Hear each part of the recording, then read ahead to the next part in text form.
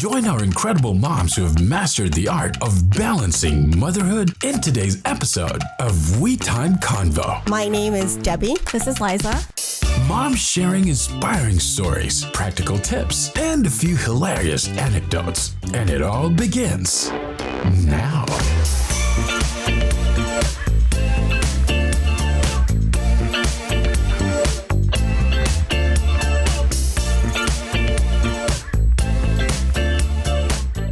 When I think about introducing finances to Vanessa, I recently logged into my Venmo account and I noticed that Venmo now is offering a teen Venmo program, which offers basically as a Venmo user, you can open up a teen account and they would be able to also have an account as well as a debit card that they can use. So that struck me because I wanted them to have this like 4 years ago.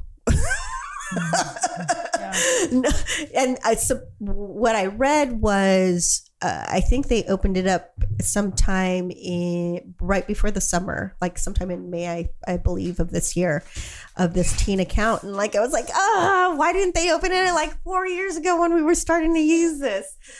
Because I remember 4 years ago, I wanted to, Vanessa and her friends were already like using money, and kids don't actually transact in cash. No. They really don't. Well, and since COVID, a lot of places took away cash payments and just do strictly card or Apple Pay. Yeah. Very true. And so back then I was struggling with her and I opened up a Venmo account. It got kind of locked because she wasn't at that age, because you have to have proof of that age. So I did a workaround and I opened her another Venmo account, but under my mom's information, but she would use it because Vanessa and my mom actually have the same name.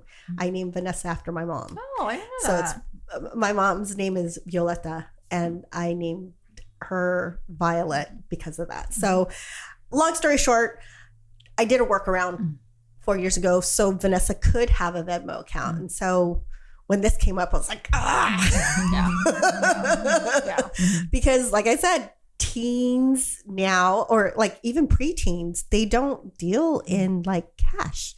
It's either Apple Pay, Venmo, Zelle. Exactly. So those are like how they transact cash. So I try the best I can. I've done a couple of things. I read up, but Liza, what do you have three. Yes, I have three. Yes. But two that are in an age where they would be transacting. Did you ever think of how to introduce them into financing or? So I'm very bad with money. I've never been very good at it. I try my best. So both girls, I had to open up a separate checking account for both of them under my Bank of America account, which was a pain in the butt because you have to go to the bank and you have to show proof like birth certificate and all that. It was like going to the DMV. I was like, really, I just need to open up a checking account. So that was hard with starting out. So Haley, I opened one up for her and she had moved to Nevada and I knew she was going to have her own job there. So I just was like, you know what? You're moving to Nevada. I'll link yours up with mine. You'll get a debit card. If you need money, I'll just transfer my money there until you find a job. Yep. So I don't know if she knows this, but I still can look at her account. So I know how much money is going in and out. And this girl does not know how to manage her money. She's like you. She DoorDashes a lot. She doesn't drive. So she takes Uber a lot. And she's 23. So, I can say, hey, you need to start saving your money because she lives with family. She doesn't pay rent. She doesn't have a car payment. So really, she's just living her best life, spending her money. And I always hoped, and I think they have classes like that now. So at my school where I work, we have like adulting workshops that our seniors have to take before they graduate, which is they show them how to open a checking account, how credit cards work, how to save your money. It's so how to write a check. Like simple things like that I had to figure out myself, which is great. And I wish that they had that for me, because and I think that's what dug me in the hole, was like, oh, I can open up a credit card, charge it up on my credit card. Yep. Oh, I have to pay for it now? Like, it's just not free money. So things like that. And I did, talk to Haley about how credit cards work, interest charges, and like you always have to pay it back, and a credit score, like how important a credit score is. So I think she's kind of getting the understanding of it. Ava, on the other hand, I mean, she's 15, so she's just constantly texting me like, hey, can you put $50 in my account?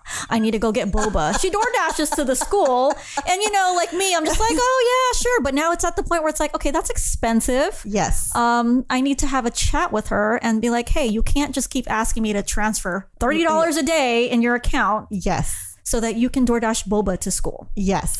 And so. I'm glad you brought that up, because I was in that situation with Vanessa when she started junior high. Because I think, if I remember correctly, that's kind of when she started doing things on her own, like after school, going with friends, going to the local boba shop, basically eat and food and all that good stuff. So it seemed very consistent of asking, hey, can I have like $20 here, $20 there? And like, to your point, eventually it starts adding up. So,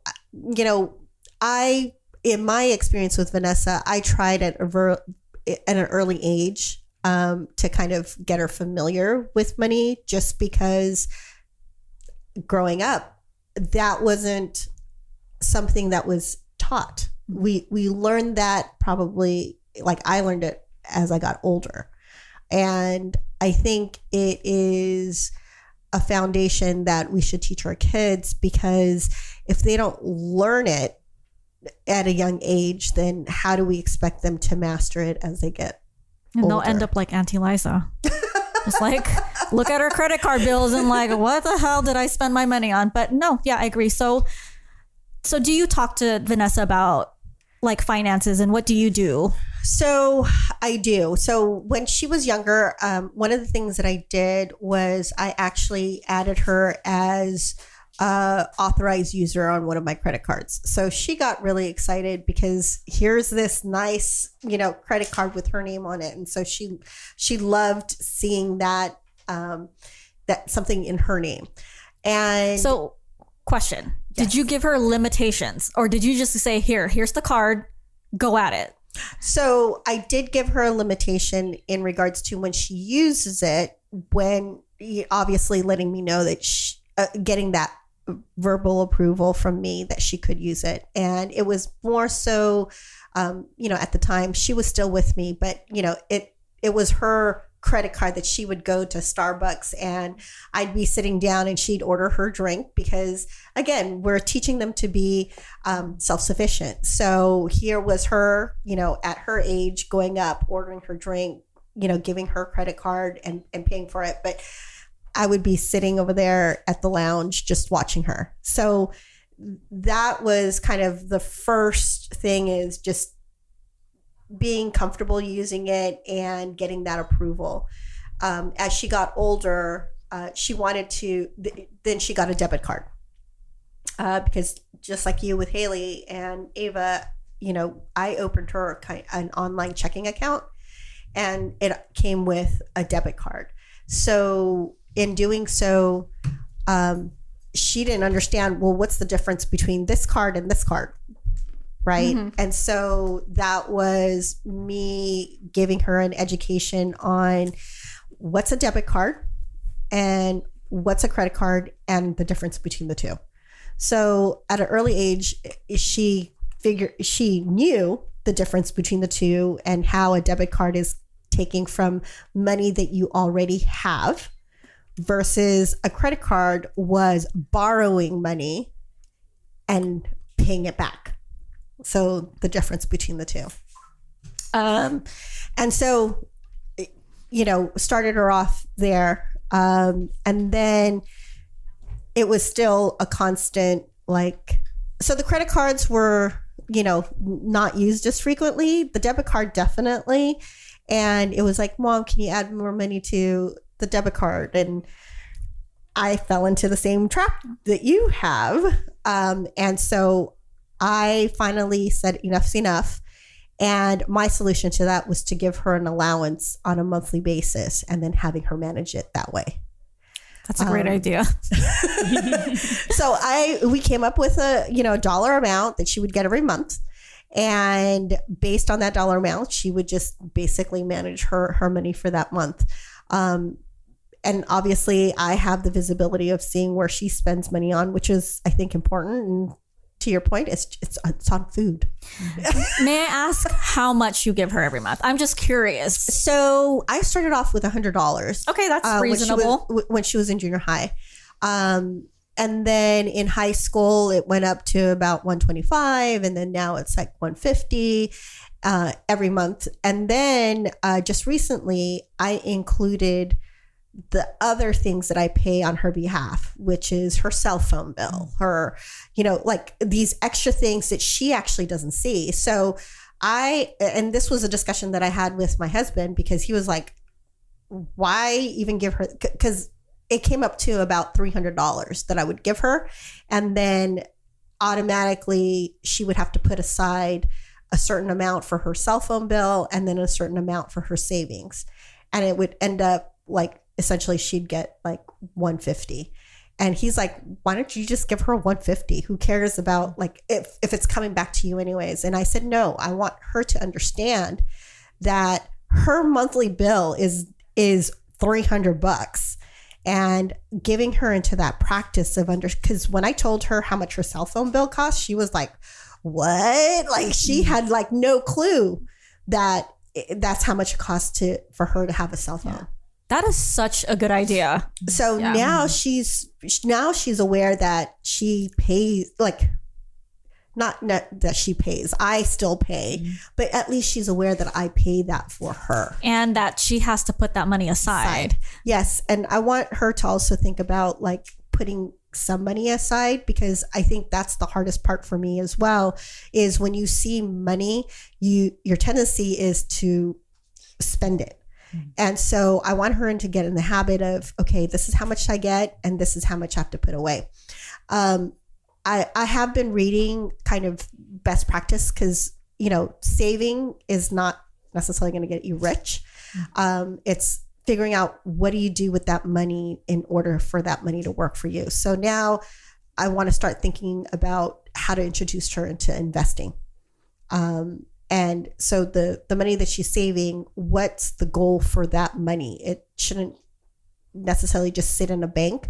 How do you want to, take that money and have it work for you, and do it in a way where it's not overwhelming for her? I'm still learning through all of that. And I didn't learn through, I didn't start until I was much older. But I think this is like one of the things as a parent that I really want her to understand. Does it mean that she's going to be perfect at it? Absolutely not. But at least she's getting familiar with it. And it's not something that she doesn't know or she's scared of. Right. So that's kind of what I'm trying to do with her. And by no means, it doesn't stop her from still asking me for money. So, okay. So my other question is, has she ever ran out of her allowance and then asked you for more? She has. And I actually, send her.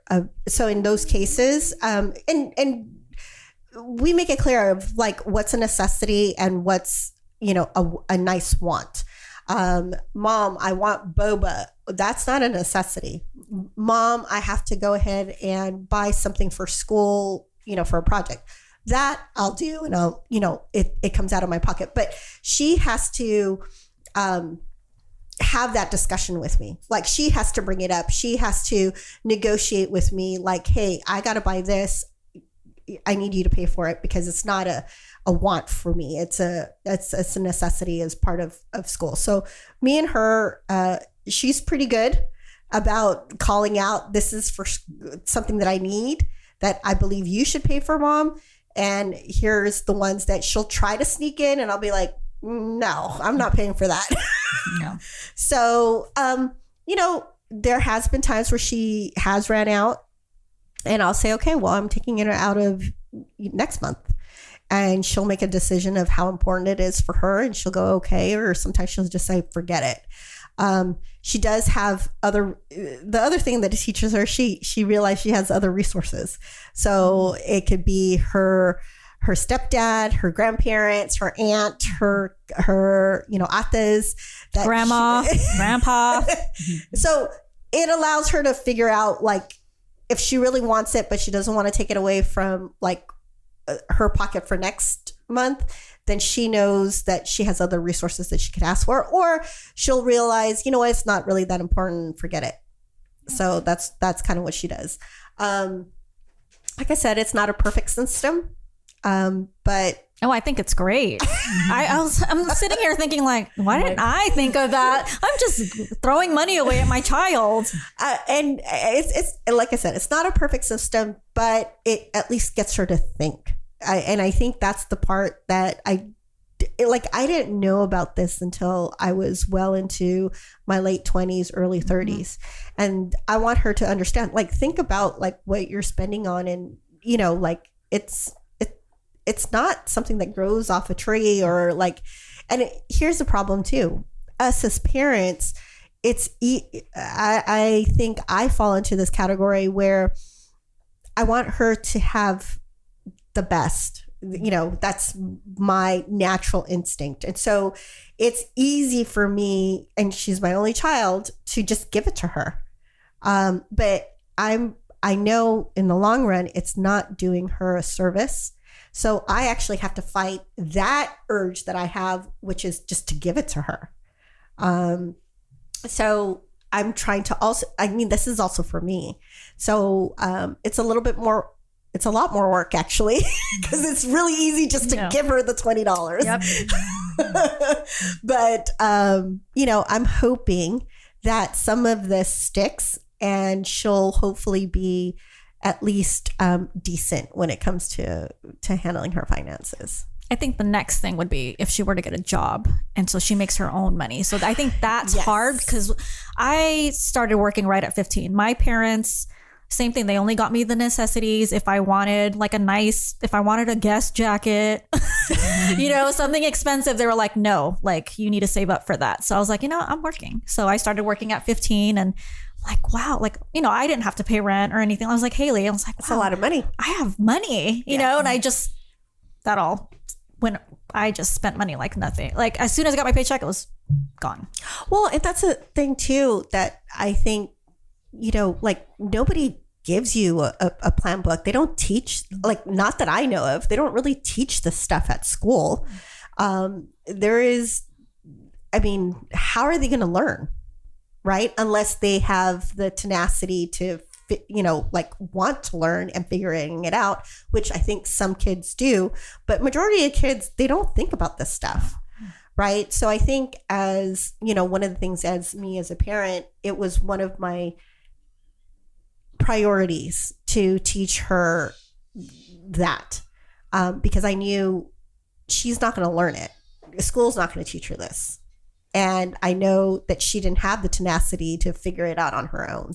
So I had to kind of figure out those building blocks and start early. Yeah. And the things that kind of irritate me are like credit card companies, because as soon as, teenagers turn 18, they send them all these. And I'm not going to read the fine print. I just see, wow, like, I can charge up things on this credit card and I can pay for it later. Yes. And then you just charge, you get the bill, and there's interest on it, right? And then you're like, well, I obviously spent like $500. I can't pay for that right now. I'll just pay the minimum payment. Yep. And then you just have this debt forever because you're just doing the minimum. Yeah, you're just doing the minimum, and every month, those finance charges thrown. And I think it's horrible that credit card companies do that. I mean, that's how they make money. And our system is set up for us to be in debt. That's the thing. Yeah. It's set up for us to be in debt, because that's how our economy survives, is to have debt out there. And I don't think debt is bad. Sometimes it's necessary. You have debt, but how do you manage it? And being thoughtful and mindful of where you spend your money. So, I'm still learning it as well. I used to get my nails done, and I decided I'm no longer going to get these manicures, and I gave myself a break on that. But again, just figuring out like, where am I spending my money and is it worth it? And in some cases, yes, it is. In other cases, not so much. So, yeah. God bless you, Debbie, because I'm like YOLO. I like every time I get my paycheck, I get into those moments. I get into those moments where I'm like, yeah, of course, love it. But then I get back into reality and I'm like, I don't want to do this. Yeah. So I don't know. Like I said, we'll see. Time will only tell if this sticks with her. But at least, I'm doing my part. Yeah. And I think you're doing great. Oh, thank you. But I think it's just about finding balance, right? Like, you can treat yourself, like, you work hard, right? Mm-hmm. At the same time, like, you got a roof over your head. You got to feed your kids. You got to pay your bills, Yeah. So it's hard to find that balance and not steer towards, more towards being like me, where I just, you only live once mentality. Well, and it's not fun. Like, I've been in that situation where debt like consumes you, and it's not a fun feeling, right? It's not a fun feeling to like have it consume you. And so, for me, I don't like that feeling. So I try to avoid it as much as possible. But yeah, YOLO. Yeah. Well, it's horrible. So, I mean, a couple of years ago, I was put in that position where I sat down and I looked at all my debt, and I'm like, that's a lot of debt. Yeah. And so I kind of like, our group would always go out and like do trips and stuff. And there was one point where I was like, you guys, like, I can't be kicking it with you guys anymore because you guys are expensive. You're bougie. I actually had to pick up a second job. Like, I do the Rover thing. Yeah. And I considerably paid down a lot of my debt within a couple of years just by not eating out, not hanging out with you guys, and it's just a great feeling. Now I'm down to like 2 credit cards that I use, and everything else I just pay cash. And it's such a wonderful feeling knowing that I don't have as much debt as I did 2 years ago. You know what fascinates me is I actually love hearing from people like, what gets you to actually do it? Like, my mother-in-law, she came from another country. Her and her husband opened up a restaurant, had a restaurant. They're opening up another restaurant in San Francisco. And, they came here with very little. And she now, owns her restaurant. She owns a home. And I'm just in awe. Like, same thing with my parents. I'm just in awe that they do that. And I asked her, like, how do you do it? Because I know we probably make a lot more than her, but the way what she has in assets is just, to me is like, how do you do that? And she's like, I just have a budget and I just stick to it. And she is frugal. I don't think I could be as frugal as she is, but she sticks to her budget. And if it's not in her budget, she says she just doesn't. We should get her on here. Talk about managing finances. Yeah, she just doesn't do it. Yeah. And I say, like, so like, if you have a budget left over, like, what do you do? Like, do you roll that over to like next month? And she's like, no, I just start with my, like, that goes into savings. And then I go in my head, I'm like, wow, like, that is just such discipline. Right. Because I think obviously we all can do that, but the discipline to do that is like, I don't know. So well, I admire her very much for being able to do that. That's great. Yeah. So kids, yeah, if you're listening, take from this, because it's not fun. It's not fun, just working so hard during the week and just putting your money on paying back bills and racking up debt. Well, it's interesting. I was watching reels. I don't know if you guys get caught up, but sometimes, I'm drinking my coffee. I get into, watching reels on social media. And one reel stuck out to me, and it talked about Asian parents show love much differently to their kids than other parents. 100%. And then I was like, oh, okay. So like, I'm like, being Asian, I want to see this real, right? And he goes, and he's Asian, and he was showing how there's inserts of him showing love to his kids, and it was hugging, hugging and affirmation. And he goes, me showing love like that, that's the American way.